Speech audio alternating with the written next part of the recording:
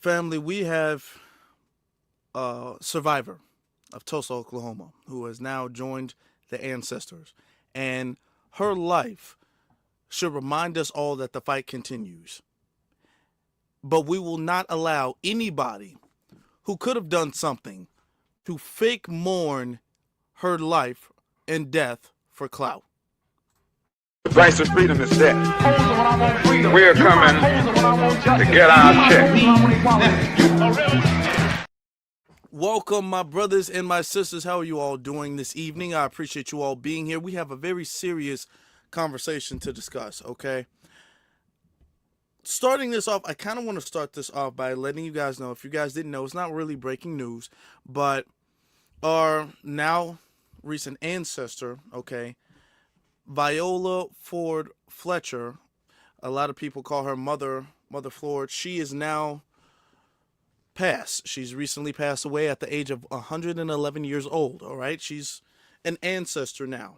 So we're going to take a moment of silence to show our respect. There's some things that we have to discuss, though, okay? Because why I'm doing this is because her life, and I'm going to be honest with you, to reach at the age of 111 is a feat. It's a very incredible feat. That's a feat. But it's still, to me, and this may just be me, but still to me, hearing the news that she passed away was kind of like, it kind of took something from me. And it's not like I expected her to live another 50 years. It's not like at 111 years old, you're not expecting another good 15 years, another good 10 years, 5 years even.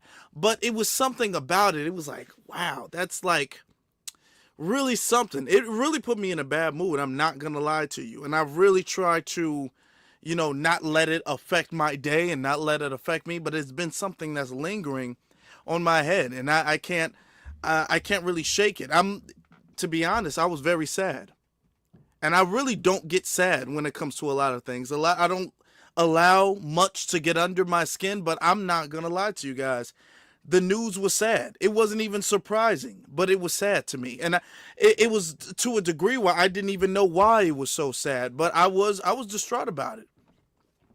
I wasn't like super depressed or anything like that, but it was just this feeling of like sadness that I felt, and I'm just going to be completely transparent with you guys about that. And what makes this so heartbreaking is because I saw her fighting well past the age of 100 years old.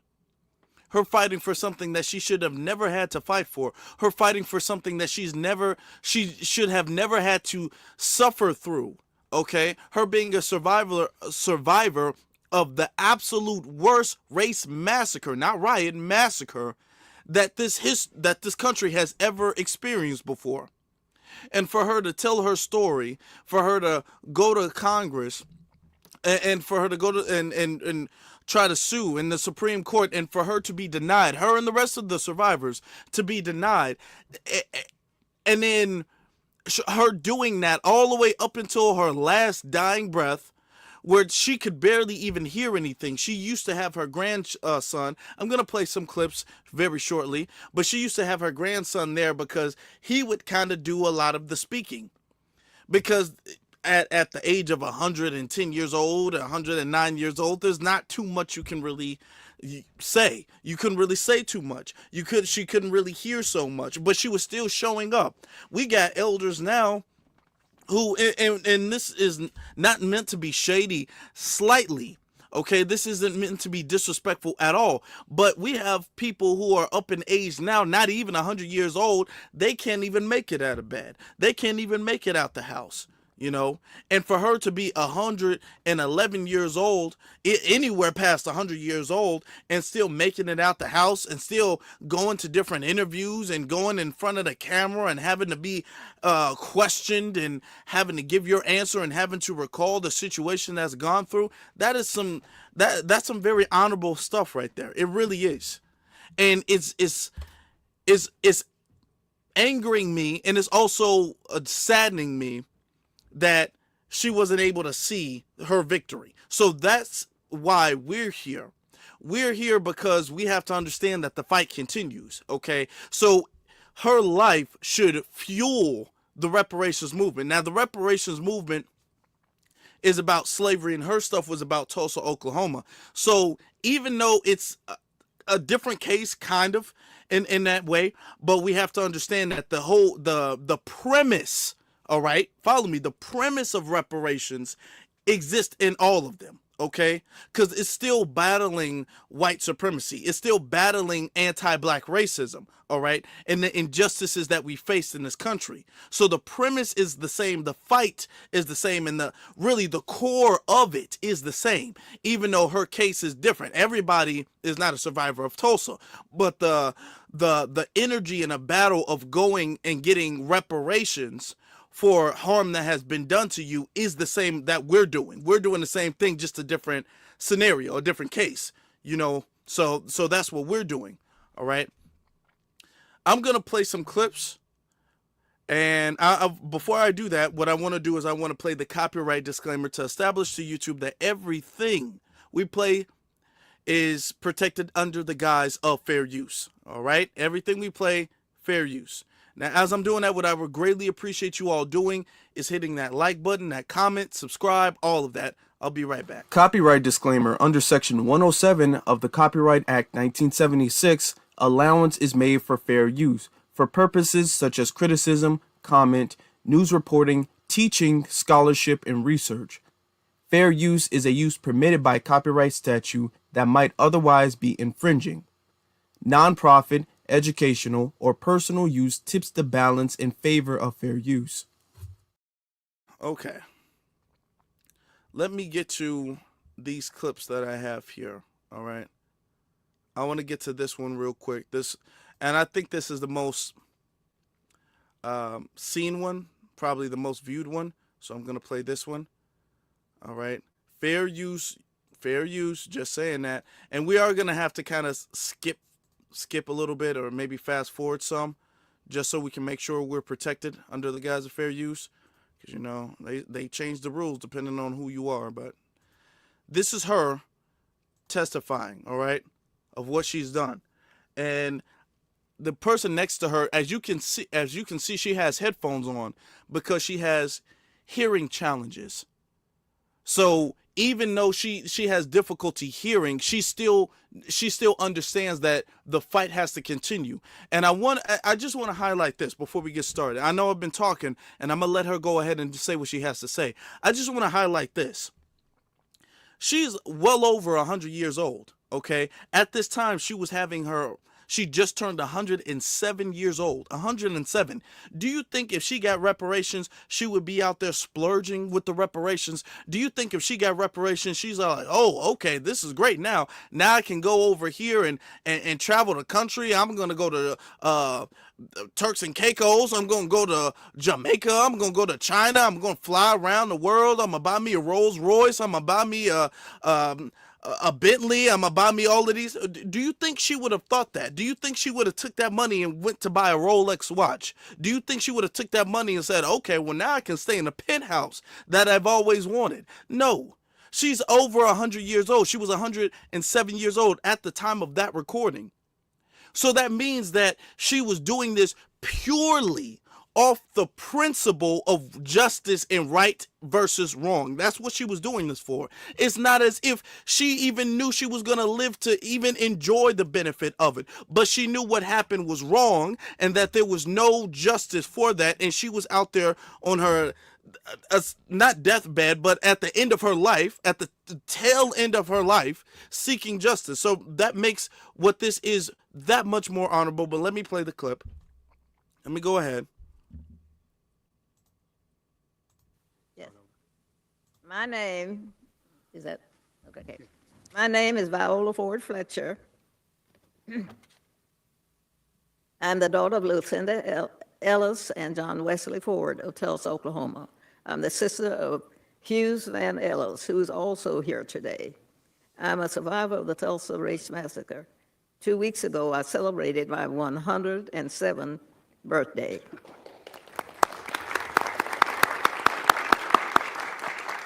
Today, I'm visiting Washington, D.C. for the first time in my life. I'm here seeking justice, and I'm asking my country to acknowledge what happened in Tulsa in 1921. On May 31st in 21, I went to bed at my family's home in Greenwood. Neighbors of Tulsa, the neighborhood I felt asleep in that night, was rich, not just in terms of wealth, but in culture, community, heritage, and my family had a beautiful home. We had great neighbors, and I had friends to play with. I felt safe. I had everything a child could need. I had a bright future ahead of me. Greenwood could, excuse me, yeah. Still, Greenwood should have given me the chance to truly make it in this country. Then a few hours, all of that was gone. The night of the massacre, I was awakened by my family. My parents and 5 siblings were there. I was told we had to leave, and that was it. I will never forget the violence of the white mob when we left our home. I still see black men being shot, black bodies lying in the street. I still smell smoke and see fire. I still see black businesses being burned. I still hear airplanes flying overhead. I hear the screams. I have lived through the massacre every day. Our country may forget this history, but I cannot. I will not, and other survivors do not, and our descendants do not. When my family was forced to leave Tulsa, I lost my chance of an education. I never finished school past the 4th grade. I have never made much money in my country. State and city took a lot from me. Despite this, I spent time supporting the war effort in the shipyards of California, but most of my life I was a domestic worker serving white families. I never made much money, but to this day I can barely afford my everyday needs. All the while the city of this Tulsa have unjustly used the names and stories of victims like me to enrich myself and its white allies through the 30s million raised by the Tulsa Centennial Commissioner while I was continuing to live in poverty. I am a 107-year-old and have never seen justice. I pray that one day I will. I have been blessed with a long life and have seen the best and the worst of this country. I think about the terror, horror inflicted upon black people in this country every day. This subcontinued committee has the power to lead us down a better path. I'm asking that my country acknowledge what has been happened to me, the traumas and the pain, the loss, and I ask the survivors and descendants to be given the chance to seek justice, open the door. All of you know how easy it is to deny that a violent mob threatened your lives and took your property.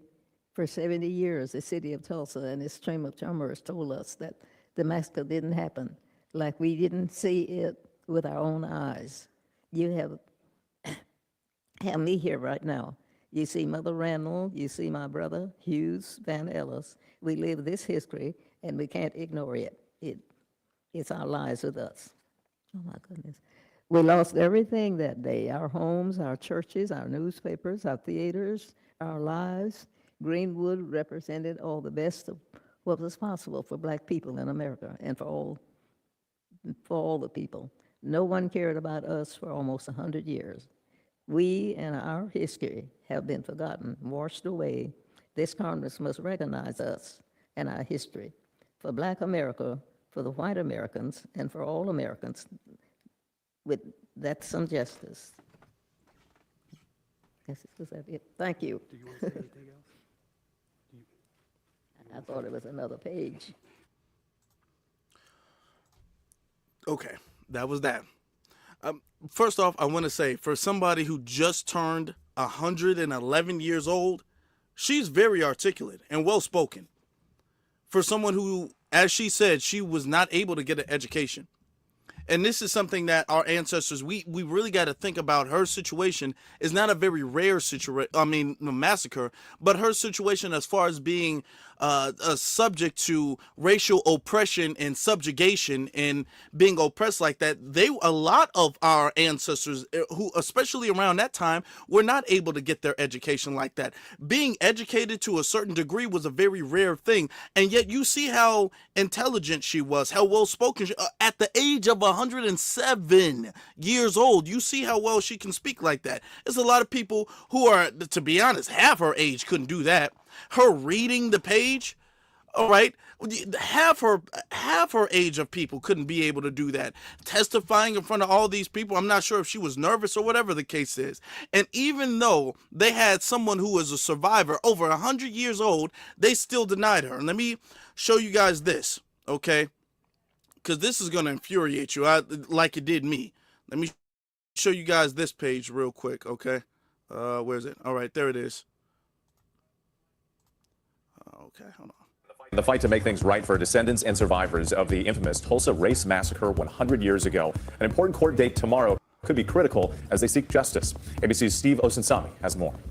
Tell me about. She's the oldest living survivor of the Tulsa race massacre of 1921. My name is Viola Fletcher, 107 years old. And this morning, she's hoping that a judge in Oklahoma will allow a lawsuit she's a part of to move forward. The hearing is Monday afternoon. Is it safe to say you and the other survivors are pushing for payments? Yes, whatever it takes to replace our loss. Yes. In your lifetime? Yes, sir. While I'm living. In many households across this country, they put respect on her name and call her Mother Fletcher because of what she's overcome. She and two other survivors still living are suing the city of Tulsa, their sheriff, and other authorities for damages that are more than 100 years old. When she was just a child, she and her family ran for their lives after a mob of their white neighbors destroyed the Greenwood district, known to many as Black Wall Street, one of the most prosperous black communities in America. That night, when we was aroused by the parents, what was going on, all the shooting and killing and fires and airplanes, people screaming, people lying on the streets bleeding. In the lawsuit, her attorney argues that the destruction of black homes and public executions of black people were allowed by authorities, and that those authorities can now be sued under a state public nuisance law. They're suing for a victims' compensation fund that could potentially mean hundreds of millions of dollars. I'm not the judge, but I do believe that the law and the facts are on our side. A similar effort to go after drug makers for the state's opioid crisis recently failed, and Tulsa's mayor, who led the effort to help find missing black victims from the massacre, is against having today's taxpayers pay for yesterday's crimes and wants the judge to dismiss the lawsuit. And I'm also opposed to levying a tax on generating persons who are at no fault. Mother Fletcher says she's running out of time. Hold on, let me to see pause that justice real quick for her family. Hold on. Hold on, y'all. Something is going on with my computer. Hold on. My fault. There was a technical thing. I don't know. There was an ad that came up. Let me say this. Do you see that? These are the white allies, and a lot of people back during that time. I remember back during that time when the mayor, he was helping up because there with the Tulsa, Oklahoma massacre. I'm not even gonna call it a situation. I'm not on TikTok. The massacre that happened. There were so many black bodies that were buried, just buried, no grave, nothing. Okay, no funeral, nothing. Buried in the ground. People were missing. A lot of people were missing. People couldn't find their family members, their fathers, their mothers, their daughters, their sons. Nobody could find anybody, all right? Hundreds of people in the ground. And the mayor, he was all like, you know what we're going to do is we're going to start construction so we can find these people and identify these people and give these people a proper burial. And a lot of people were all like, oh my God, okay, well, that's somebody who was doing something good. That's somebody who's trying to correct the wrongs that has been done. That's somebody who that's an ally. That's what they were calling him at that time. Okay. But when it came to reparations, he was like, oh, no. That's a step too far. I don't want the modern day taxpayers to pay for something that they didn't do. No, And this just goes to show you guys the white ally stuff. Notice the limit. They always stop. They break. They pause right before any tangible justice can be done. You understand? You can dig up the bodies and you can give people a proper burial. That's great and that's wonderful. That's nice. That's good job. Good job. But as far as paying back the actual living survivors, that's too far for you. You don't want the modern day people to have to suffer from that. Okay? That's too far. Now, when it comes to the modern day taxpayers, notice how the modern day taxpayers, these same people who will be allies, they don't want the modern day taxpayers to pay for this, but the modern day taxpayers pay for every other community. Nobody made that argument with the Japanese. Nobody made that argument when it came to foreign affairs with small hat people. Nobody made that argument when it came to the Native Americans. Nobody made that argument when it came to 9/11. Nobody made that argument when it came to so many other things, so many other atrocities, so many other things that America has done. Nobody makes that argument that this is too much for the taxpayers. The taxpayers are not responsible. They will say, well, the American government is responsible. Therefore, if you live in America, you are responsible. This is your government. We take your taxes and we spend it how it needs to be spent. There's no argument. The only time that there's an argument of, well, we got to see what the taxpayers are willing to pay is when it comes to us. Now, when the city has to pay lawsuits for police brutality and things of the sort like that, they don't say, well, it's not fair. Keep in mind, notice this, anytime they use the whole, well, the taxpayers and reparations, because it's not fair for the taxpayers, right? It's not fair for the taxpayers. No, use this argument. When police who are being paid by your taxes, when they beat somebody up, when they take somebody's life, and you have to pay for that, you as taxpayer have to pay for that, they don't say, well, it's not fair that they get a lawsuit and the state has to now pay for the lawsuit because that's not fair on the taxpayer. No, the police who you pay for do something wrong and now you have to pay for it. You have to pay for the police that you pay for who've done something wrong to somebody else. And none of the judges, mayors, governors, presidents say it's not fair for the taxpayer to have to pay for the police's mistakes. None of them do. Okay? That's not, no. Well, I mean, that's the police and we have to pay for it somehow with all of these lawsuits. Okay. But when it comes to reparations for anything, whether that's slavery or Tulsa, and it's very disheartening because it's a good and a bad thing, let me tell you, because they will say, well, slavery, you got to understand though. I mean, I feel so bad about slavery. I really do. Believe me, I really do, man. Okay.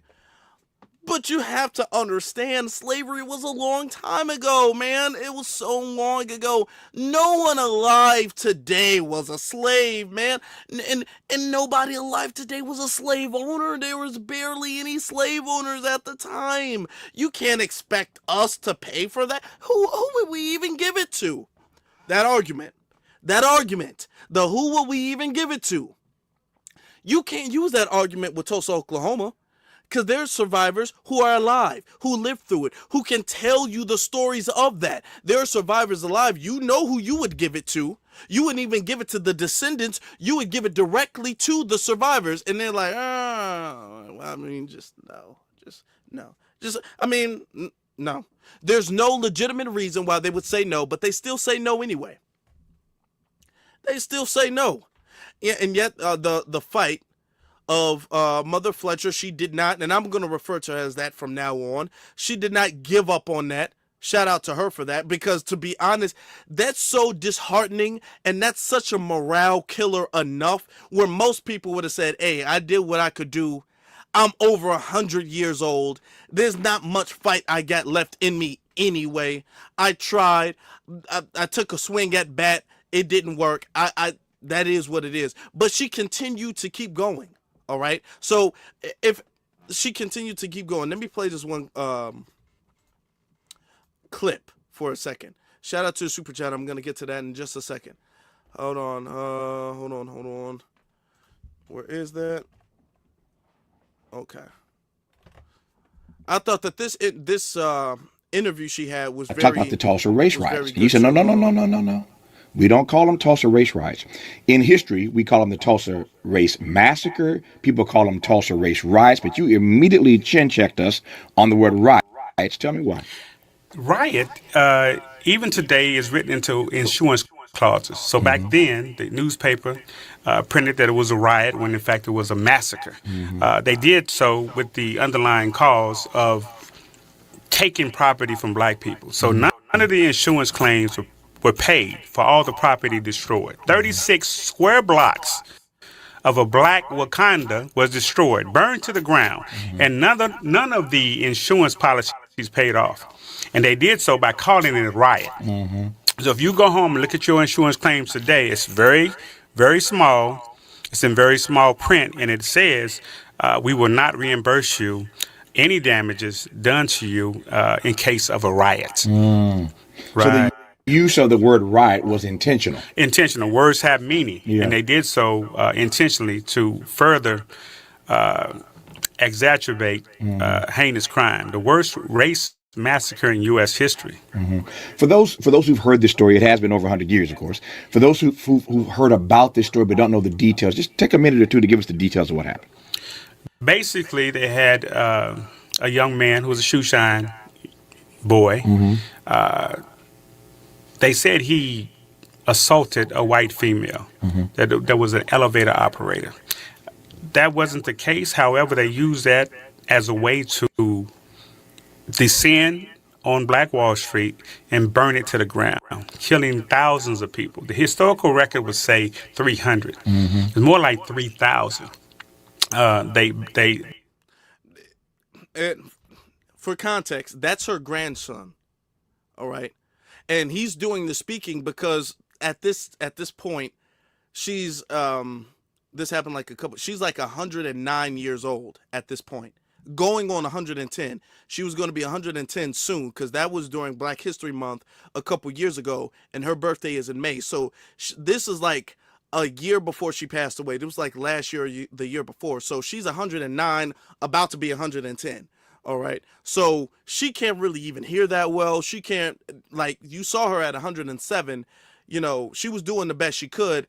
But, now her grandson is now really kind of stepping in and kind of being her representative. All right. So you know who that is, because that's not the lawyer. That's not her attorney. That's her grandson. All right. And I want to also add, this is what I was saying too. It was not a few hundred people. Anytime they talk about Tulsa, they try to water it down by saying it was about maybe around 300 people, around that much, no, it was thousands of people. That town was flourishing with black people. Okay. Men, women, and children. All massacred, all taken out, all executed, all right? So it was thousands of people. Don't let them try to diminish and belittle the number of people to make it seem like the massacre was less severe than it really was. It was the worst massacre in American history. We've had many other massacres, don't get me wrong, all right? And let me give a shout out to Turing because he did a whole massacre series on his channel about that. But this one stands out as being the worst one. This is the reason why, even if you're not like super into black history, most black people, foundational black Americans, know of this one in particular. Even if you don't know any other one, you know of this one because this one was the worst one. All right, let me get back to the clip. They burned property to the ground. They threw bodies into the river. How can you say 300 when you're throwing bodies in the river? Throwing bodies in the river. They buried people in mass graves, so don't have a real accounting for how many people were killed. So they burned everything to the ground. However, they took the time to loot. They took silver, anything of value from these black homes. They took it. And then they burned it to the ground. And then they killed people. It was a very heinous crime, the worst race massacre in U.S. history. Not the only one, but the worst one. Mother Fletcher, you were how old at the time? 7? You were 7 years old then? 7 years old. What do you recall at the age of 7? What do you remember?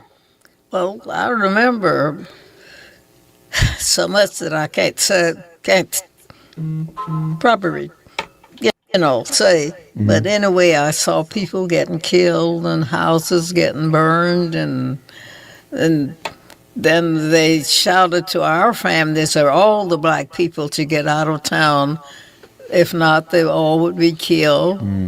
So my mother, father, and six sisters and brothers, we loaded into a horse and wagon carriage and got out of town. So our families safely got out of town. But, we was afraid, and not only my family, most of the black people did. They didn't get this killed or, injured. Oh, there's so many people left injured as well as killed, and they stored people are destroyed by throwing some of the dead in the rivers or, something like a burial. And No, a burial is when you're put to rest with dignity. It wasn't a burial. It was they were trying to hide the atrocity. hide the bodies. Yeah, hide the Hide what they atrocity. had done, yeah. Right, absolutely. And to further amplify that, people don't know there was a concentration camp. They had a concentration camp, meaning they had fenced off area, and they put all the black people that survived, that didn't escape, that they didn't kill, in a fenced off area, i.e. a concentration camp. The only way you could leave that area was to be checked out by a white person. That's the only way you could leave, to be checked out and vouched for by a white person. We're talking about human beings. Just getting started in this hour. Our guests are Viola Ford Fletcher, the oldest living survivor of the Tulsa Massacre, and her grandson, Ike Howard. Together, they've written. Now, let me just pause it right there and say, okay, we've growing up. Now, they didn't really teach about Tulsa in school, but growing up, our parents, our family, the neighborhood, we would know about Tulsa from just the community talking about Tulsa, even if you were not in any way related to the situation that happened with Tulsa, Oklahoma, we would still know about it. There's a whole bunch of us, hundreds of us up in here right now, and we know about Tulsa, Oklahoma, and we grew up learning about Tulsa, Oklahoma and other massacres, race massacres, and we're not directly connected to the survivors, connected to the situation. They didn't teach about that in school like that. They would make passive mentions to that, but not in really big detail. All right. And even the stuff that they did mention was very watered down. But how many of you guys heard about the concentration camps that they had of the survivors who they imprisoned? They had prisoners once they were all done, when the whole town was burned down, and they locked black people up and imprisoned them. And the only way that those black people after slavery were able to be freed was when a white person came and vouched for them. What do you think happened to those black people then? How many of us even knew about that? And this is very important aspects of black history that a lot of us don't know about. All right? They don't want us to know about this because they don't want to pay reparations. The more details we have about this, the more we're all like, hey, it's completely demonic to sit up here and listen to this woman's story as a survivor of what happened. Not even somebody who's a descendant, a direct descendant. It's not like she was the mother of a survivor. She herself is telling you what she saw, what she heard, what she smelt, the smoke and the blood and all of that, what she lived through. And for you to sit up there and say, I'm gonna dismiss this case, I'm not paying you anything, you have just really removed yourself from all humanity. That's really what it is. And I can't even put this, and I'm, my language, I'm gotta be PG. I can't even put this in a more PG way. Okay, you've just stripped any and all human consciousness up out of you. Honestly, all of it. Also, let me pause this and say this as well too. Notice how they brought up the insurance companies. Notice the insurance companies that they pay. Follow me. They pay these insurance companies. When stuff happens to the insurance company, when stuff happens to their property, the insurance is supposed to pay them out. And this is something that the insurance companies, a lot of them, because they started with slavery. A lot of insurance companies started off with slavery because the slave masters would have insurance policies on their slaves. So a lot of these modern day insurance companies stem from actual chattel slavery. So when black people would pay their insurance premiums, these insurance companies stemming from slavery would find a way to weasel out of paying their insurance policy, of paying out. And this is something that black people have had to deal with for generations. Ever since black people were able to purchase insurance companies have been finding a way to weasel out of paying insurance. So they're going to say, well, you know what? Well, it's a riot. And, if it was a massacre, I guess we would have to pay you if you were attacked. But it's not an attack. It's a riot. Both you guys were going back and forth. So we're going to recuse ourselves from this situation, and you violated your terms of policy, so we're not going to pay you. So they're paying, enriching the insurance company, and then when it was time for the insurance company to pay out, they said, nah, we're not going to do that. That's the same thing that happened in 2008 with the housing crisis. We had several black people, hundreds and thousands of black people who had insurance policies, and then when they needed a payout, the insurance policies was like, it can't do that. And this is something that happens all of the time. So not only do they need to sue the state, there also needs to be big, huge $1 million, if not really $1 billion lawsuits for the insurance policies. How long, and this is something a lot of us don't even talk about, how long, Katrina, that's another one, how long has insurance policies been able to finesse black people? Natural disasters. We talk about Katrina. We can talk about Tulsa, Oklahoma. We can talk about the housing crisis. How long has insurance policies been able to just sit up there and take black people's money indefinitely? If you miss a payment, they're canceling you. They don't play that. You don't miss a payment. So you're making sure you're paying your insurance, and we're just talking about property. Okay, we're not even talking about like health insurance, because that's a whole nother thing. But if we just talk about property insurance alone, and then the second you need something, they are like, I hope you get it. There's nothing I can do. I don't even know why you're looking over here. But yet, you'll be in trouble if you don't have it. All right, see, they finessed us. We are owed so much money. We're owed so much money if we actually like sat down and think about all of the ways that foundational black Americans have been exploited and finessed and robbed by everybody. We would lose our mind. On top of, just keep in mind, just keep this at the top of your mind, on top of the fact that these insurance companies started from slavery. So they started off of exploiting black people, and they continue to exploit black people. And they don't want to pay out. The media has manipulated it and made it seem like it was a riot so they can take black people's property. Because when they moved the black people out, burned it all down, and I know why he said it started, because that's the narrative that it started, because a black guy in the elevator and the white community thought she was attacked and all of this, and they went to the black neighborhood and for a vengeance and all that. They always say that every massacre started with this damsel in distress white woman who was attacked. It all starts that way. It's not that way. They were jealous and envious of black success in Tulsa, Oklahoma. That's the reason. That's the reason they do all that stuff. So they went there and they destroyed it. And then they took a lot of the resources. They were looting, as they want to talk about us looting. They were looting. They were taking people's property. Okay. And then they took the land.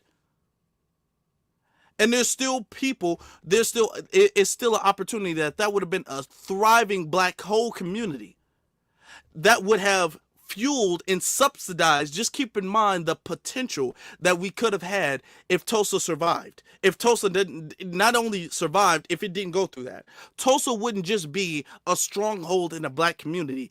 Tulsa, the existence of a black Wall Street that was as powerful as Tulsa, Oklahoma, would have empowered and subsidized other black Wall Streets around the country. So we wouldn't just have Tulsa. We would have places all around. There'd be a Tulsa, Oklahoma, or a Black Wall Street, rather. Not just in Oklahoma. There'd be one in Oklahoma. There'd be one just as big in Chicago, just as big in Atlanta, just as big in New York, just as big in Tennessee, just as big in Texas, just as big in LA, just as big in Mississippi, just as big in all of these places. We'd have thriving Black Wall Streets, and each one of them would work as a network and would be subsidizing the next one. That's what would be happening. But no, they decided we're going to anywhere, because that was the biggest one, that was the most successful one, it wasn't the only one. So what they decided to do is they were going to take them all down, strip them all. If we can't have, first off, they would run a lot of the black people out of town. And if they couldn't successfully do that, they would just burn the town down. They said, if we can't have it, nobody can have it. That's how they were. And this is why this is a huge factor as to why we're in the situation we're in today. All right? Just keep that in mind. Let me finish playing the rest of the clip. In the book, Don't Let Them Bury My Story, the oldest living survivor of the Tulsa Race Massacre, in her own words. More when we come forward on Tavis Smiley. I'm Tavis Smiley, glad to have you with us. This is February, of course. It is Black History Month, and you couldn't do better than the conversation that we are honored to be engaged in right now with Viola Ford Fletcher, the oldest living survivor of the Tulsa Race Massacre, and her grandson, Ike Howard. Together, their book is called Don't Let Them Bury My Story, the oldest living survivor of the Tulsa Race Massacre, in her own words. Two things come to mind immediately. One, you were talking about your family earlier, Mother Fletcher, about your family, and you just lost your last sibling, your brother. Passed away a few months ago. He was, what, 102? Yes. He passed away at 102. Yeah. What do you make of how two persons in the same family live to be above 100? Well, it's wonderful for me. It is wonderful, isn't it? Yes. But you're 109, almost 110. Your birthday is when? In May. In May. So in May, you'll be 110. As we say, Lord willing, you'll be 110 in May. That's right. But you lost your brother at 102. Uh-huh. And the funny thing about that, when her brother passed away at the age of 102, he was the youngest living survivor. Yeah. Of the race massacre. So 102, he was the youngin' in the group, right? But condolences on the loss of your brother. The two of you, I assume, were very close all those years. Yeah, Very close. You were very close to your brother. Very close to Uncle Red. Oh yes, sure. Uncle Red was the life of the party. Yeah. Uncle Red would bring a smile to you. He's gonna make you laugh or make you cry. Yeah. They testified before Congress. I'm about to ask that. So you and your brother testified before Congress. What was that experience like for you at that age to testify in front of the U.S. Congress? Oh, it was wonderful. You know, we were just glad to do it. And my brother always had a fun way of doing it, you know. And so it was just something we look forward to doing. Yeah. What is it that you wanted Congress to hear from you? What did you want them to hear from you that day? Well, we haven't, or the city haven't been reimbursed about the loss of most of, you know. We have that, and they do that, I guess, very often. I won't say, how often do they have a... Well, he's talking about the congressional meeting when you testified before Congress. It was the first time she actually got a chance to tell her story. Yeah, it's the first time for me, but they'd been having it before. What she's talking about, the preceding cases that came forward. One was dismissed by the Supreme Court. We had a court case, still have one pending. Yeah. It's at the Supreme Court of Oklahoma right now. It's a public nuisance case. They've been blighted. They were alive and there. They were blighted, and they wish to be made whole. What do you make of the fact, Ike, that there have been a number of these cases, and some of these lawyers I know personally, have known personally. You can't do much better than Charles Ogletree at Harvard, now gone. You can't do any better than my friend Johnny Cochran, now gone. There have been some brilliant black legal minds who've done everything they could to try to get reparations in this particular in this incident for this incident. What do you make of the fact that with all that black brilliance, the state of Oklahoma has not budged yet? Well, state of Oklahoma is often last when it comes to many progressive things. This is a known fact. The state of Oklahoma was once the headquarters for the Ku Klux Klan. This is a known fact. So we don't expect otherwise. However, through a period of time, some of this ignorance, this hatred should die off. Should die off. But you can pass along generational trauma. That's evident. You can also pass along generational ignorance. That's evident. People, you put babies in a room. They can be all the colors of the rainbow. I'm gonna stop it there. Yeah. First off, I mean, and we can go all day just playing clips and paying our respects, but I want to move to the point that despite the fact that we've been helping, doing what we could just to bring the story, just to be voice multipliers of her and her story, we have people mocking what happened. Before we move on, I just got to give another shout out. I just really do. I have to give another shout out to our now ancestor, okay, for all of her hard work. The fact that she even had the heart to do what she did.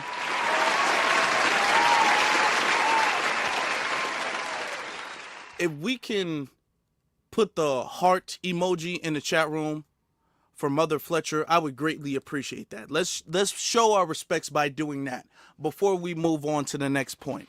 All right? Let's show our respects by putting the heart emoji in the chat room for her. All right? As we're doing that, I'm going to be showing something else. All right? So what happened, and she passed away recently, and it was kind of very disrespectful that none other than former President Barack Obama had something to say about it. A lot of people didn't like what he had to say about it, including myself, and I'm going to get to that real quick. This is what Obama said. This is what he had to say. Sharing this right now. Where is it? Okay, right here. This is what Obama said. Let me zoom in to it. Okay? This is his official Twitter page.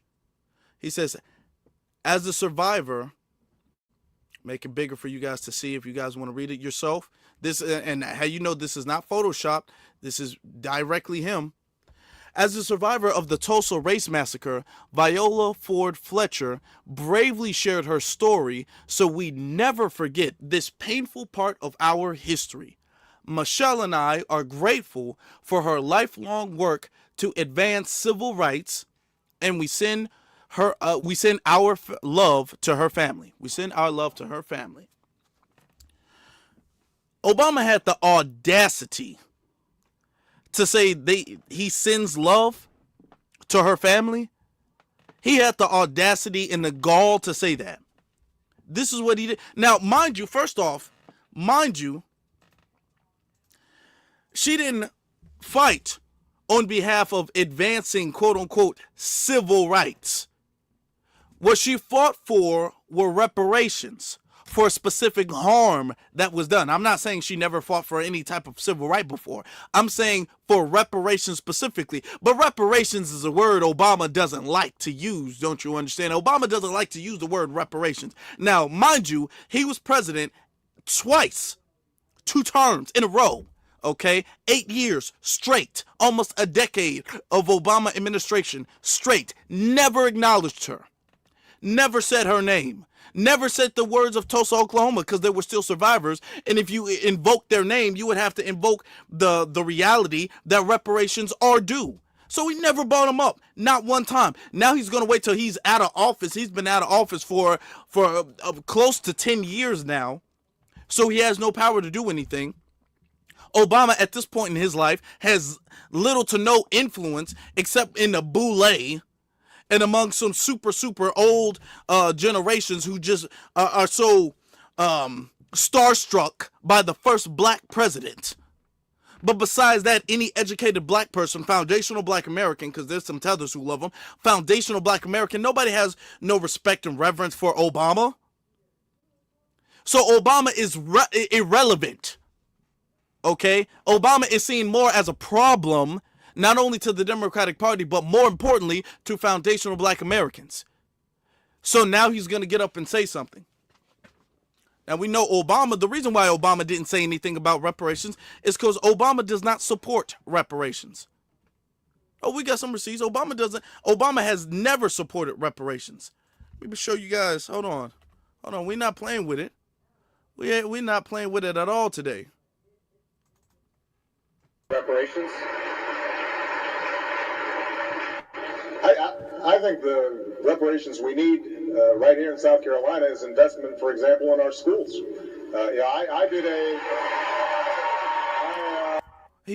I think that the reparations that we need is investment in our schools in South Carolina. So that's no to reparations. Okay. All right. Okay, fine. So when it comes to slavery reparations, investment in our schools is the way to go. Okay, all right. I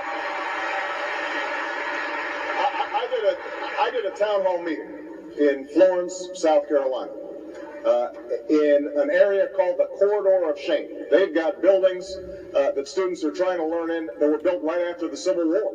And we've got teachers who are not trained to teach the subjects they're teaching in, high dropout rates.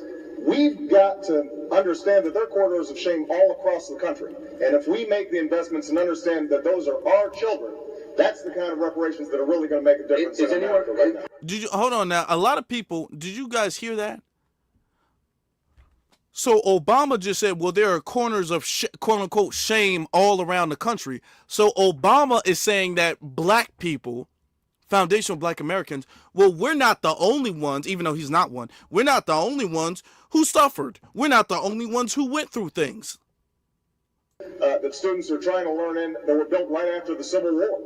And we've got teachers who are not trained to teach the subjects they're teaching in, high dropout rates.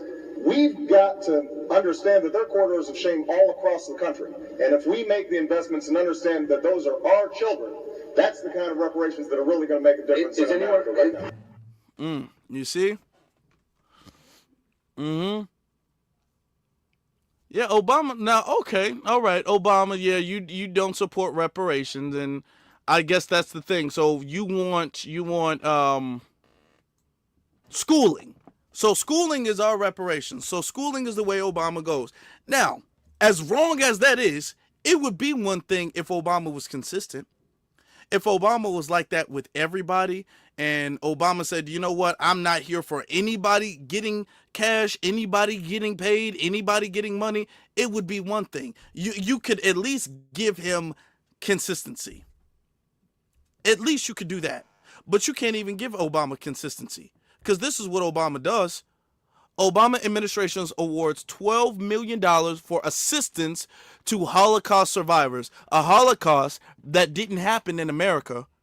Keep in mind, the Holocaust that Obama gave $12 million in quote-unquote assistance to did not happen in America. It didn't happen there, but they're being paid by American taxpayers. Just to keep in mind, all of the, well, you know, taxpayers shouldn't have to pay for something that they didn't do. And it's not fair on the taxpayers to pay for something that they didn't do. That's what they say. Did we participate in the Holocaust? I don't remember where Americans participate in the Holocaust. I remember Americans going to help them in World War II. That's what I remember. So why are we paying to help the Holocaust survivors? Now, Obama paid to help the Holocaust survivors, but he did not pay to help the Tulsa, Oklahoma survivors. And when it comes to reparations for foundational black Americans, you say we need education and we need better schooling. But when it comes to Holocaust survivors, education, schooling, health care, all of these universally beneficial things that you try to give to us and act as if this is specific black tangibles, you say, no, I'm just going to cut them a check. Just give me a pen, give me a piece of paper. I'm just gonna write them up my name. I'm just gonna put my name on a check and give it to you guys, and then you guys can put whatever number you guys want on that. That's what he does, and it wasn't just them. It wasn't just them. Just keep in mind it didn't any of the excuses that people make as far as why the Tulsa, Oklahoma survivors couldn't get anything. He completely refuted that by paying the Holocaust survivors who were not even here during that time. He just completely refuted that. And there was a lot of coons and sambos when we were having this conversation the other day who was all like, y'all don't understand. Obama can't do that. Congress has the power of the purse. Don't you guys understand? You guys don't know anything about civics. You guys don't know Obama couldn't have done that. Even if he really wanted to, he couldn't have. Obama probably did want to do it, but Obama didn't have the power of the purse. It's the Congress who did it. Oh, well, Congress didn't stop him then. It seems like everybody else Obama wants to pay. Congress is never in the way, but only when it comes to us. And how you know Congress is not in the way when it comes to Obama doing something for foundational Black Americans is because Obama will sit here on an interview and tell you he doesn't want to. Just like how he did in that clip. He will sit up here and tell you he doesn't feel like reparations should be paid directly. He feels like reparations should be investment into schools. That's what he'll say. Wasn't just them. Wasn't just them. Let's move on to the next receipt we have here. Okay. It says U.S. Now this was under the Obama administrations. U.S. finalizes $3.4 billion settlement with American Indians. And are these the people they're referring to as American Indians? I want you to look at these people. When they talk about people being native, these are the people who get all the tribal benefits and all of the treaties and all of the settlements and all of that stuff. These are the people who will say that their family is indigenous and that they're indigenous Native Americans. Okay, so, you know, $3.4 billion to a bunch of $5 Indians. All right. Just keep that in mind when they call us pretendians. Just keep that in mind. These are the people who they'll call indigenous. But when we say anything, we're the pretendians. All right. Just keep that in mind. Let's move on to another one, though. This is also under Obama. Stimulus to repay debt to World War II Filipino veterans. Not all of them, just the Filipino ones.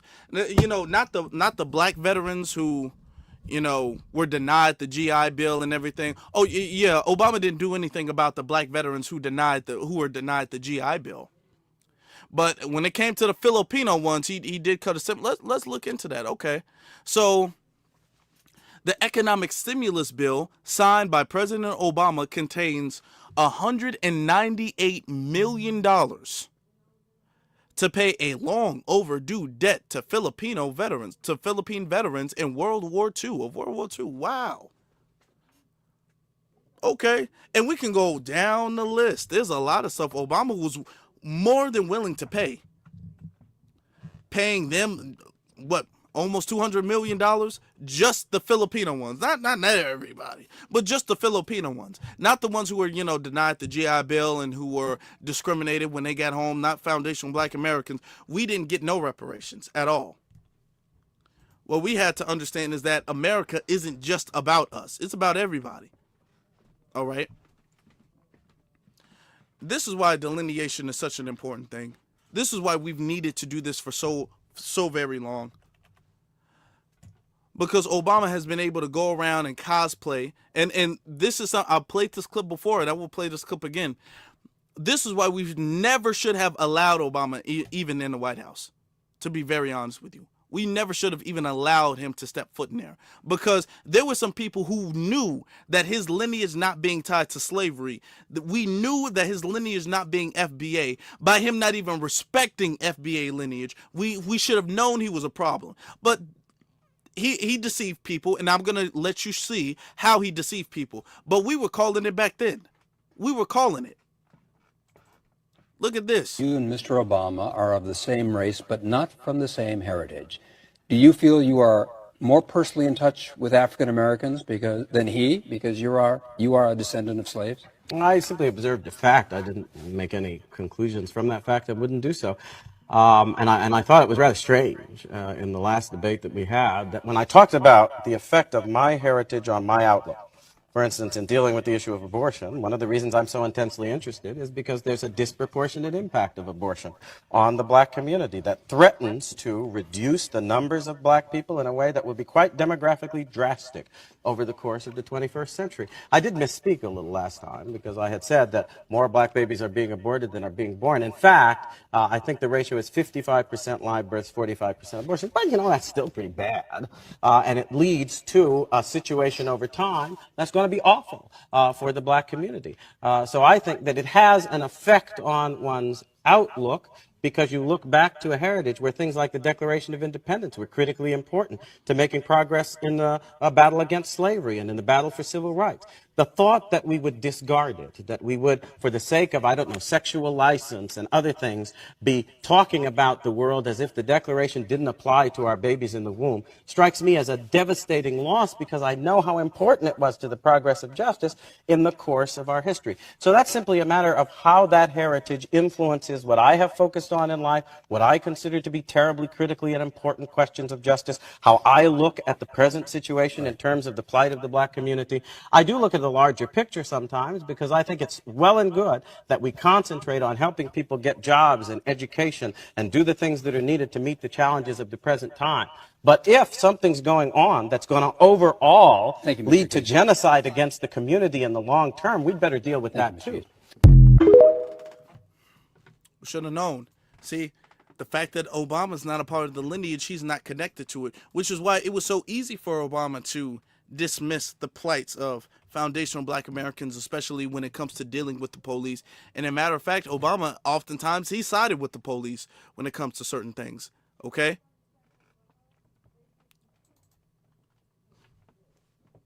No, let me, it's coming up. It's coming up. To Africa, you said that it was great because you had a wrote about when you went to Africa, you said that it was great because you had the experience of not being watched. Yeah. I would think now that as a young African-American male, the feeling of being watched, with having watched all those videos, would be more acute. Well, I'll be honest with you. Now, do you see? He refers to him as an African-American. Just keep that in mind. The word African-American. Keep that in mind. And I talked about this a little bit at a town hall that I did in the aftermath of the Dallas shootings. There aren't a lot of African-American males who haven't, at some point in their lives, been subject to additional scrutiny or suspicion because of their race. That's just a common experience that many of us share. But y'all see that? Do y'all see that tethering? Do y'all see that cosplay? Let me lower so you guys can really resonate with what I'm saying. Do y'all see that? There's not a lot of African Americans, and then he didn't say racism. He didn't say white supremacy. He said go through additional scrutiny because of our race. That's he's speaking as if it's just a slight inconvenience. We're just a little bit more bothered and slightly more inconvenienced by our racial scrutiny. He's not going to say discrimination. He's not going to say stereotyping. And then he's going to refer to himself as an African American. And Obama does this consistently. He refers to himself as an African American, despite the fact that he has no ties to our lineage, but he's going to speak on our lineage as an African American. Let's let it continue. I will tell you that it's a lot better now than it was. And But I will tell you, it's a lot better now than it was. That whole, well, racism isn't as bad as it used to be. Doesn't mean that we can be complacent about it. In fact, what I've tried to encourage young African Americans who I speak to, and that includes some of these protesters in the aftermath of Minnesota or Ferguson, and what I've encouraged them to do is to think about how can they bring about real change And that involves legislation, it involves changing police practices, and that involves doing your homework, sitting down and negotiating. It involves showing respect for the challenges that police officers have in protecting us. So as tough a stretch as we've gone through over the last month or the last year or the last 2 years around these issues, I actually see more constructive dialogue taking place and more concrete proposals, and police departments taking this more seriously than they ever have in the past, and that's a good thing.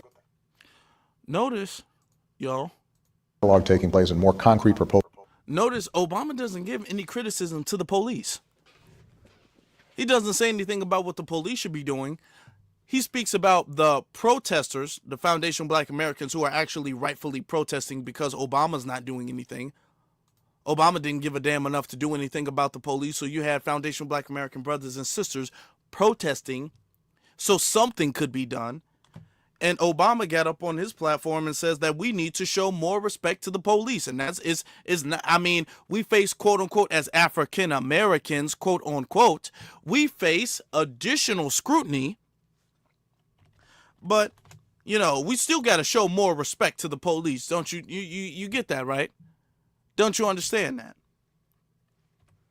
Oh, of course he would say that. Because Obama, you can't remember, you can't forget, rather, Obama signed a blue alert law to protect the police.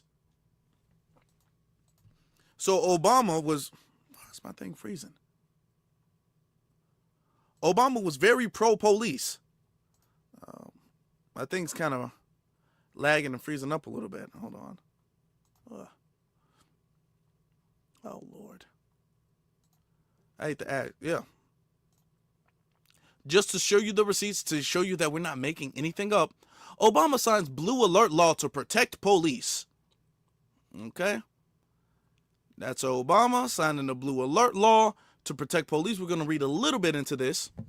Okay? President Obama has signed into law a measure that will require an instant nationwide blue alert to warn about threats to police officers and help track down the suspects who carry them out. Oh, wow. You know what this sounds like to me? This sounds like kind of like a protection law. It sounds like the police, the people who are committing these heinous crimes that Obama never punished, it sounds like Obama went out of his way to give them a hate crime bill. The blue alert law, ladies and gentlemen, my brothers and my sisters, is a hate crime bill. Obama signed a hate crime bill, despite the fact that police don't go through hate crimes. He signed a hate crime bill for the police. Somebody outside of the lineage, but yet he was able to finesse too many of us because he's been using the term African American for a while. And he keeps using that term. Let me show you guys some more receipts. And this is why we've learned from our mistakes. We've learned from Obama, and we learned from all of this. To be a black man, a lot of, I wasn't mean to be a black man, a lot of how I define myself came from sports, right? Came from basketball, came from movies. You're watching Shaft, Superfly, and it wasn't until I moved to mainland that I think, being in a community where I was in the majority all the time, I think makes you feel like, all right, you can take a breath and just be you. But I think now, once I became an adult, the main thing it did was it made me just recognize how people are people. Everybody's got different experiences, right? So we have, as African Americans, we have a specific culture. We have gone through specific things. We can relate to certain experiences, food, music. Do you see that? Do you see that? As African Americans, we have a specific culture. We go through specific things. We. Now Obama is speaking French. This is why the term African American, we're retiring that term, and we've made so much progress by doing so. We've made a lot of progress, tremendous progress by doing so, by understanding that, hey, African American, you got Obama in his entire term. Well, as African American, African American, African American, and we have to think, because a lot of us weren't really using African American like that, even though Jesse Jackson, he's the one who kind of put it out there like that. There was a case where the word African American was used a couple times, maybe in like an article or a book before, but it was really with Jesse Jackson that made African American like this popular thing, where the whole lineage is now referred to as African Americans. But there was a lot of foundational Black Americans who never referred to themselves as African American. Obama, and during the Obama administration, if you guys remember before and after, Obama was the one who consistently used the term African American, African American. You can go to several different clips, African American, African American. Obama himself took the African American term and blew it up. And he did so because he knew that with a little loophole, he can technically qualify and be an African American. Technically. Because his father is an African and he is an American nationally. He has an American nationality. He has African ancestry. So he is an African American technically. So that's why he uses that. But he knows, and all of them do, but they all know that African American, the term, is already spoken for. So you know, when you say African American, people instantly think of the lineage. They've been socialized and conditioned to think of foundational Black Americans when you use the term African American, or at least they used to. Before we started delineating, they used to. So you know, when you say, well, us as African Americans, when you invoke the name African American, the term African American, people are going to assume that you're not a foreigner. People are going to assume you're a native. Because when people say I'm an African American, people don't assume you're a foreigner, at least until we've now exposed the finesse that they've been running. But back during that time, he was able to say I'm an African American, and if you didn't know where his parents were from, you would think that he's a foundational Black American. So this is why, and I shout out to you all, shout out to the family, because this is why it was so important that we made a distinction between African American and foundational Black American, which is why you don't really hear anybody in the grassroots use the term African American. And at this point in time, anybody still using the term African American is suspect. At this point in time, if you're continuing to use the term African American in political conversations and even social conversations, and as reference to the entire community currently, not to say the people formerly referred to as African American, but if you're saying that now, that's suspect. That means you're trying to leave the door open for tethers to come in. That's what that means. Let's let him continue. As he's talking about African American culture. Parties, right, that are just different because of that specific culture. But one thing I've come to see and recognize, because as one of the great things being a president is you go everywhere, you meet people from all walks of life, you see everybody.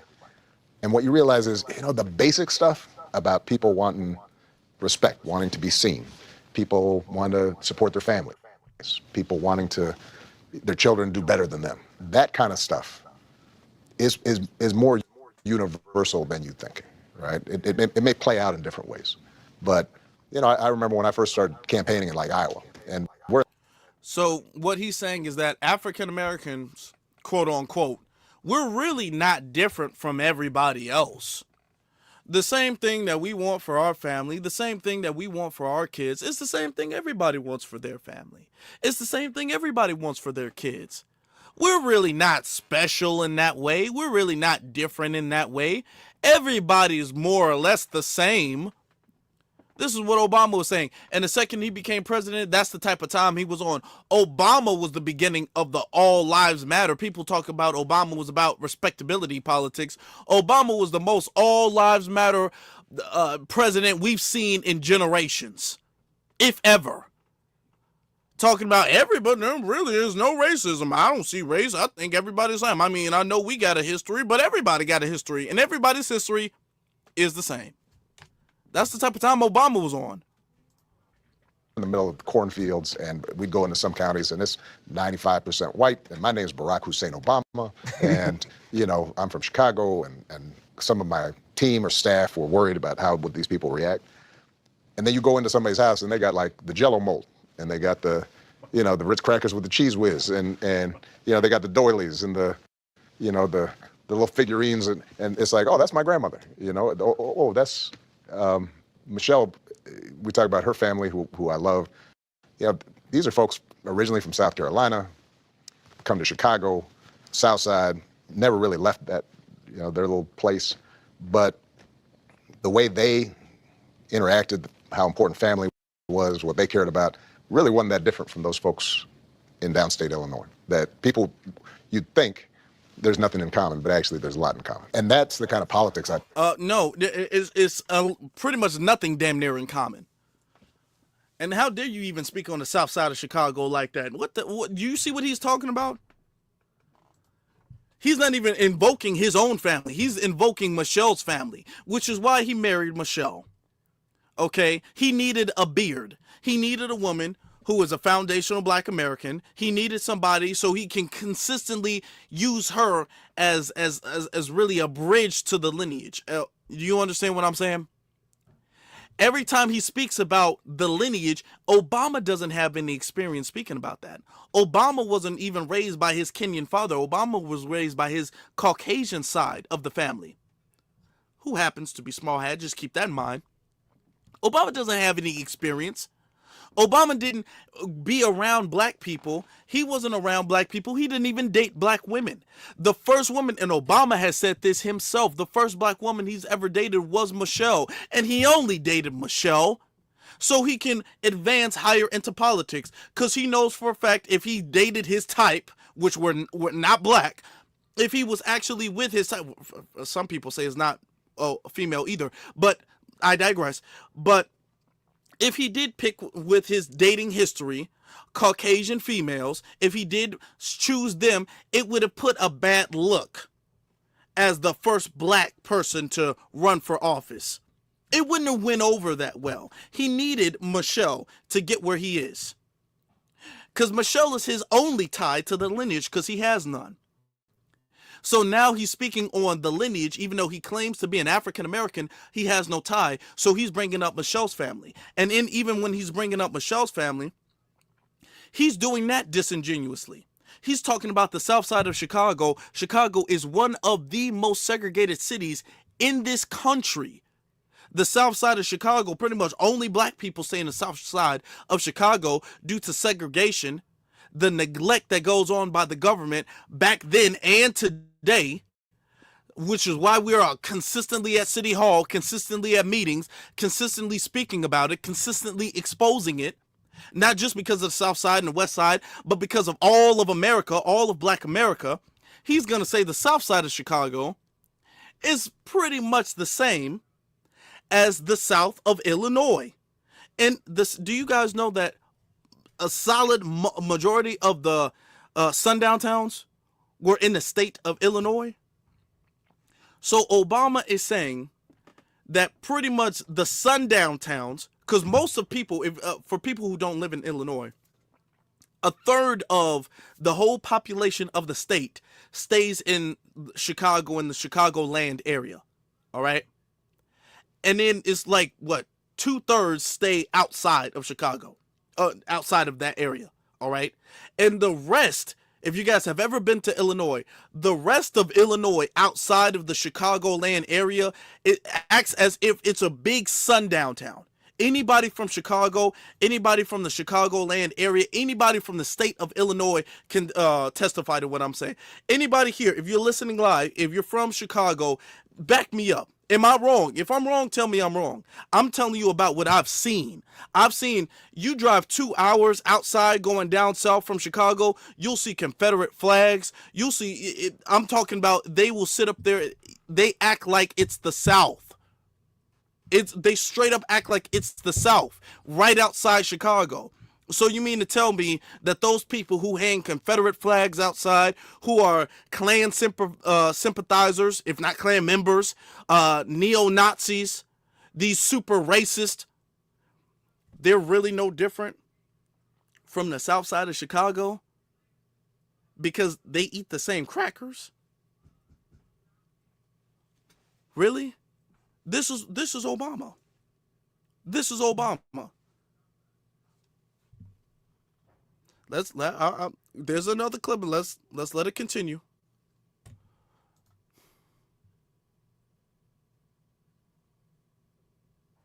Tried to, present, right? Which is, look, we've all got different experiences, and things aren't always fair, and let's be honest about that. But I will come to you believing that I can understand where you're coming from and what your life's like, and I expect you to be able to understand me. I'm not going to assume that we have to be divided. You can understand where they're coming from. Where are they coming from? Notice he keeps saying this vague. I can understand where they're coming from. Where are they coming from? And I want you to be able to understand me. The reason why we're going through all of this racism is not because we can't all understand each other. Because it's not as if we're going tit for tat. We're being subjugated and oppressed and sabotaged. That's not because we don't understand them. The responsibility to end this racism isn't on us understanding them. This is why delineation was such an important thing that we've needed to do. Because he keeps referring to himself as African American. I think one of the blessings of being an African American, I'm not saying it's unique to us, but I do think it's true for. I think one of the blessings of being an African American, and I'm not saying it's unique to us. He keeps using African American and he's saying us, we, us as African Americans, yet he doesn't know anything about African American, quote unquote, African American history or lineage, which is why every time he speaks about the family values and foundational Black American households, he consistently has to bring up Michelle because Obama has not experienced that. Obama can't bring up his family values. He can't bring up his upbringing. He can't bring up what he used to do with the rest of his Black friends. He can't bring that stuff up because he was never around Black people. He didn't like Black people. He still doesn't like Black people, which is why he got Michelle, because Michelle is his damn crutch. So anytime he brings up Black people, he can bring up, Michelle's family and Michelle's family and Michelle and the Michelle. He consistently brings up Michelle. Now, Michelle doesn't have to bring up Obama to invoke any Black history. He doesn't have to do that. She doesn't have to do that. But he has to bring up Michelle because he doesn't have any tie. Black folks who've been successful is you got somebody in your family who's not. Yeah. Right? So that's true for everybody, all of us here, right? And so when we have a barbecue or a Thanksgiving at our house, we got folk from all walks of life and friends that we, go back 40 years and who are still struggling, still trying to pay the bills, still dealing with, the rent. And so in that sense, I'm lucky. Michelle and I, we didn't come from privilege. And so there's no doubt our lives now are different, but our memories and our relationships have not changed that much, right? If I'm talking to my barber, that's somebody I've known for a long time. Do you see that? Michelle and he keeps having to bring up Michelle because, like I said, he has no ties. This is why removing tethers from office is such an important thing. I want you to keep in mind, ever since he became president and ever since he left office, everything is Michelle and Michelle and Michelle because Obama can't invoke any history. He has no ties.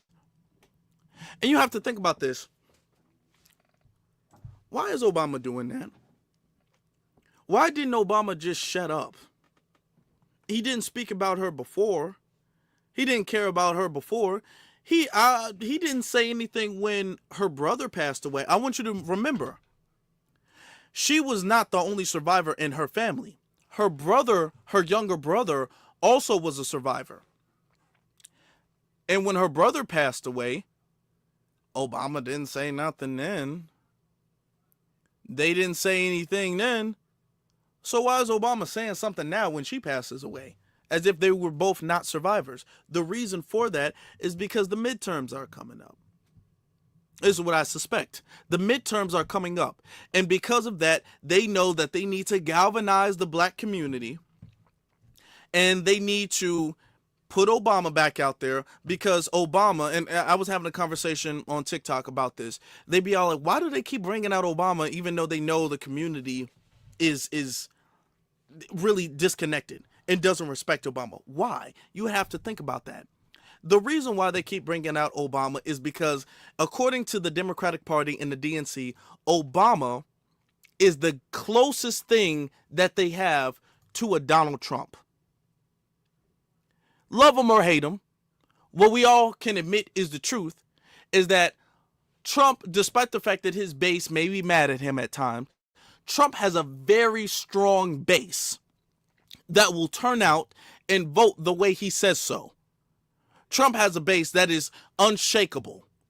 Now, there are some people who are on and off his base, but Trump's base, if he says, I support this candidate, I support this person, I support this person, there are a number of people who will go out there and support just off of Donald Trump's words. There are a number of people who will go out and show up just to see Donald Trump. And the DNC doesn't have their version of Donald Trump. The closest thing that the DNC has, now remember their base is black folk, so the closest thing that the DNC has is Barack Obama. Because Barack Obama, you got to think about it, as sad as that is for the DNC, Barack Obama is the only person who is DNC who has any relevant name recognition that can pull somewhat of a crowd. Because it's not Biden, it's not Kamala, it's not, I mean, you got to think there's nobody in the DNC who has more, if you could call it clout, than Obama, who's been in office. People can argue Michelle, but the thing is that Michelle's not been a politician. Michelle was never a politician. And the problem that the DNC is having with Obama is that Obama is a cow that's been milked completely dry. They're slow to learn, the DNC. They don't understand that when Obama comes out and when Obama starts co-signing people, people actually look at Obama's co-sign as a red flag. They're really having a hard time coming to terms with that. They really have a hard time coming to terms with the fact that Obama is a red flag. Anybody he co-signs, people look at that and be like, I don't really know about that. Remember, let's be honest, remember his last co-sign.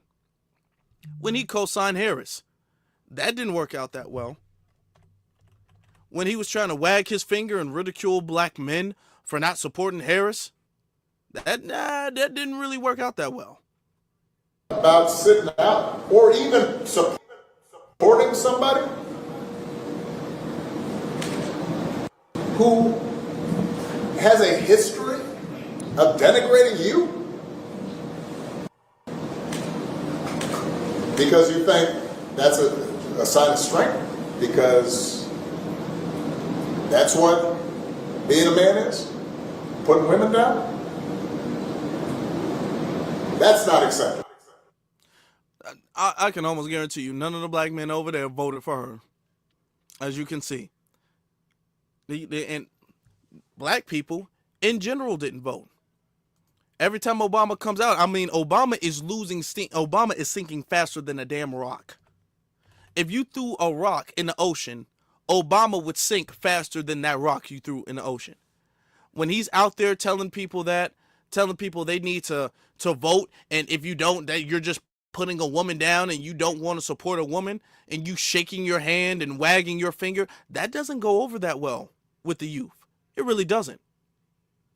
Also, just as far as being a man and manhood, people really don't respect Obama's point of views when it comes to certain When I first started dating and I'd go over to your guys' house, one of the things I loved was just,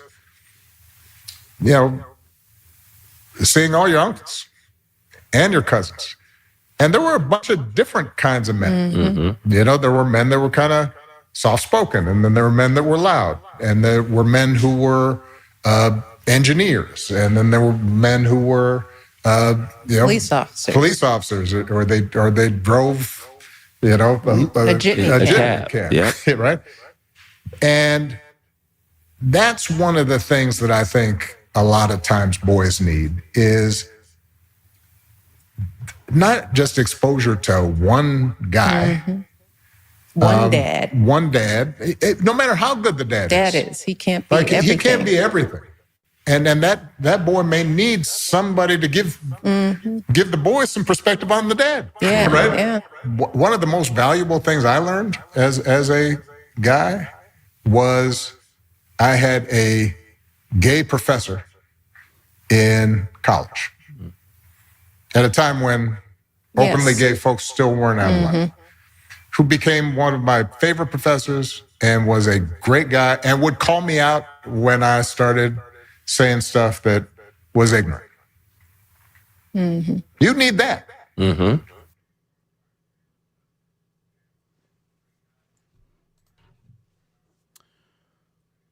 Okay. All right. Yeah, that's the strong image of manhood that a lot of people are like trying to get behind. Obama might as well, just come out. And with him wagging his finger, talking about supporting a woman, but men shouldn't even learn from your father. Your best teacher was your gay professor who used to teach you about being quote unquote ignorant. Okay, and that's what every man needs, a gay professor. This is why nobody listens to Obama. See, the DNC is so desperate for the black vote and to keep black people on the Democrat plantation that they have to send Obama out. That's their best weapon. But the thing is that they should have realized that their weapon was ineffective after this. This right here. There's no such thing as a vote that doesn't matter. It all matters. And after we have achieved historic turnout in 2008 and 2012, especially in the African American community, I will consider it a personal insult, an insult to my legacy, if this community lets down its guard and fails to activate itself in this election. You want to give me a good send-off? Go vote. And I'm going to be working as hard as I can these next 7 weeks to make sure folks do.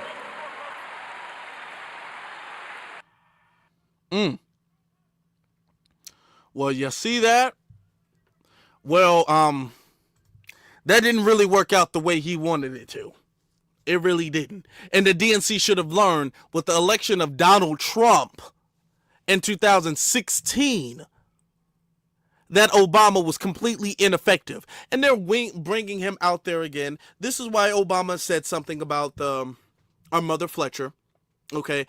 He said something about her because Obama needs to start earning that black credibility back. He needs to start showing more concern and care for the black community. So Obama's going to come out there with a bunch of disingenuous tweets about how him and Michelle, because he has to bring up Michelle, that's his only tie to the lineage. So him and Michelle sends love to the family and appreciates her lifelong work for civil rights. He's going to have to bring that. He has to. Because during the midterms, now Obama has to go out there and he's got to be the face of the DNC. And he's got to be all like, go vote, and go vote, go vote. That's what Obama's going to do. And I'm going to tell you right now, that's not going to work. That's not going to work. Boy, I'm trying to tell you, it's going to be a failure. And every single time they roll Obama out, the worse and worse and worse it gets. But they have nobody else. That's the beauty of it. They didn't expect us to become so politically awakened as we are today. They didn't expect us to become so politically educated. They didn't expect this renaissance of foundational Black Americans to happen so soon and so quickly. They didn't expect it to be so potent and so powerful and spread so rapidly. They didn't expect that. They expected Obama to be able to be used up until his death. The DNC honestly thought that they were going to be able to use Obama forever. And anytime they roll Obama out, they thought Obama was going to have a Dr. King effect, where he was going to be able to mobilize millions of people to the polls and say, go vote for Harrison, go vote for Biden. And they thought that that was going to work forever. It didn't even work right after he left. He was still in office. He was still the president. I want you to think, this clip right here, Obama's still the president at this time when he was saying that. And it still didn't work. They thought that that plan was going to work forever. It didn't even work while he was the president. It stopped working really after his first term, to be honest. You saw the numbers go down after that. I'm telling you, it's over with for him. It's over with. It's totally over with. Get to super chats. Zay sends a super sticker. Thank you, Zay. Let me see. Let me zoom into your name, actually, so I don't mispronounce it. Chloradove. Chlora sends a super sticker. Appreciate you, Chlora. She sends 2 super stickers. Thank you very much, Chlora. I appreciate you. And then Eternal Love says, see how they do our people? I'm pissed. I'm pissed too. Words can't even really describe, honestly, what I'm thinking, what I'm feeling, what my heart wants to say. I can't even think and form the words that would truly express how I feel about this situation. The anger, the grief, really the hope I had is so many mixed feelings with this situation. And I totally understand that you all feel the exact same way too. Because let it be honest. I'm going to be honest with you. It is a very emotional thing when we talk about this. And it's okay to be upset. It's okay to be frustrated. It's also okay to be sad. It's okay to be sad. Not sad to the point where you lose hope. But it's okay to be sad because being sad is not always a bad thing. If you can use it properly. If you can be sad and allow that sadness to fuel your motivation. If you can turn being sad into being motivated to change that. If you allow that to be a boost for you, it can be a good thing. All emotions can be transformed into be a productive and positive thing if you allow that to happen. All right? Because when you think about that, emotions can be a good or a bad thing. Being happy can be a good thing, but being happy can also be a bad thing. Being happy can be a good thing because that can motivate you and push you to do more things that make you happy. It can give you inspiration. It can give you hope. Being happy also, if you don't use it properly, being happy can make you complacent. Being happy can make you satisfied. And still. So you have to use even happiness in a good sense. Being angry can be a good or bad thing. Being angry can make you motivated to do something if you transform it and use it properly. Okay? It can make you have disdain and anger and vitriol towards injustice and evil. Being angry can be a good thing if you use it right. Being angry can also be a bad thing. Being angry can cloud your judgment. Being angry can make you lash out and to not think properly. It can make you do that. It can make you do something that's going to hurt you in the future. Do something irrational. It can cloud your judgment. So being happy can be a good thing and bad thing. Being angry can be a good thing and a bad thing. Being sad can be a productive thing. If you can use your grief and sadness and you can transform that into a sense of, keyword for all of them, motivation to do something productive. Being sad can be good because you are going to do things to prevent that sadness from reoccurring. Do you understand? But then being sad can also be a bad thing. Being sad can kill your morale. It can demotivate you. It can make you lose faith and lose hope. So all of these emotions, you can talk about happiness, anger, sadness, all of these different emotions can be used for good or evil. It's up to us to make sure we use it in a productive way. So as let's all be angry, but let's all use that anger in a productive sense. All right. Let's get to the next super chat. Shout out to Antithesis. He says Obama. Oh, he corrected that. He corrected that. He says Hobama 2.0. Hobama. I like that. I like that. Hobama, which is really what he is. Hobama 2.0.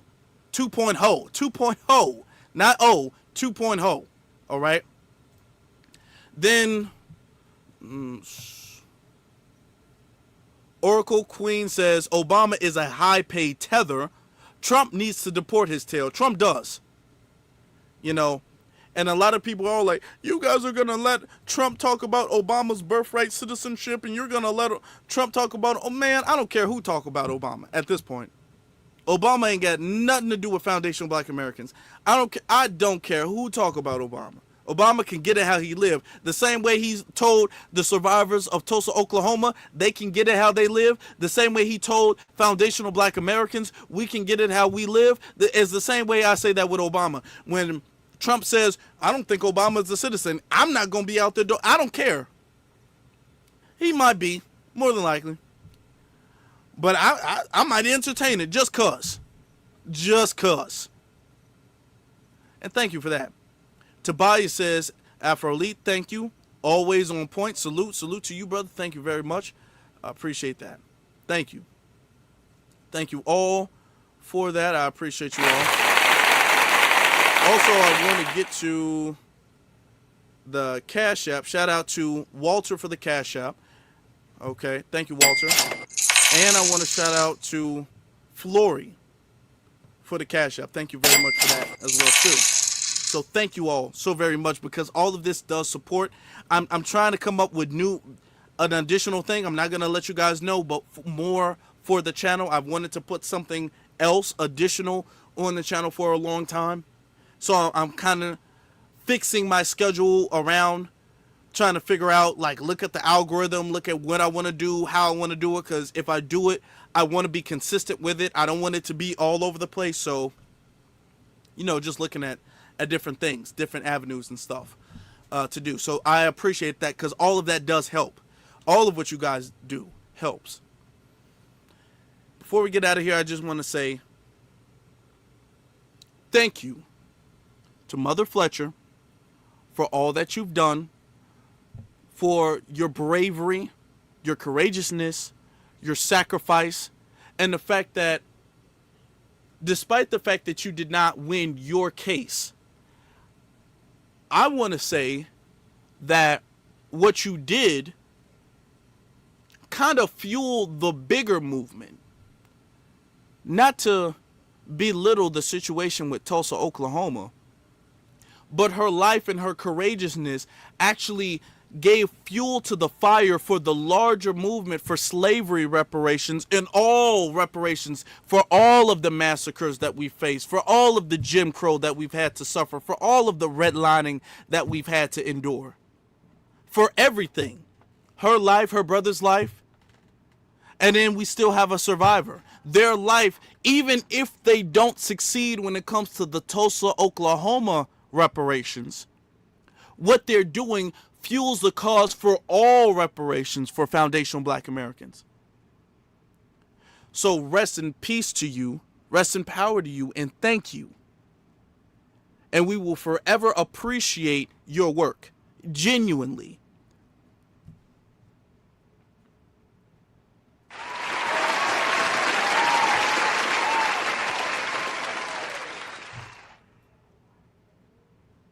All right. Thank you all for that. I appreciate you guys. We have one last super chat from Linus Bless. Says, thank you, Afro Elite. I appreciate you so very much. I appreciate that. Thank you. Thank you. All right. Thank you. Family, this is what we're saying. Delineation is necessary. No wonder Obama was able to dismiss Mother Viola, Mother Fletcher. He was able to dismiss her because he doesn't care. He's a tether mulatto. It's worse. Kind of like that's why. That's why he was able to dismiss her so easily.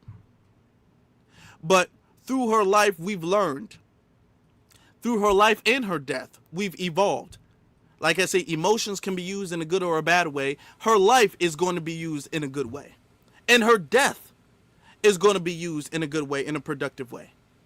So thank you. I can't say thank you enough. I just want to say one more time, thank you again. And for the people who are consistently working today for the cause of reparations. And thank you all for listening. Thank you all for everything you're doing, the listening, liking, subscribing. If you guys could do us a solid, because we've been really rocking and rolling.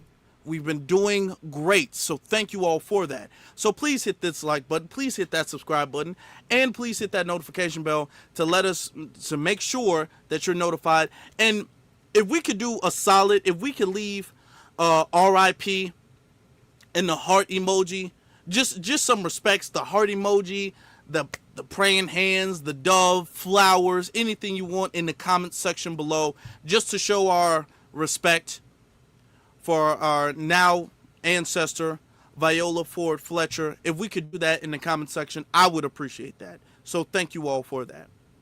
And with that being said, thank you, Family Black First, as always, and y'all have a blessed day.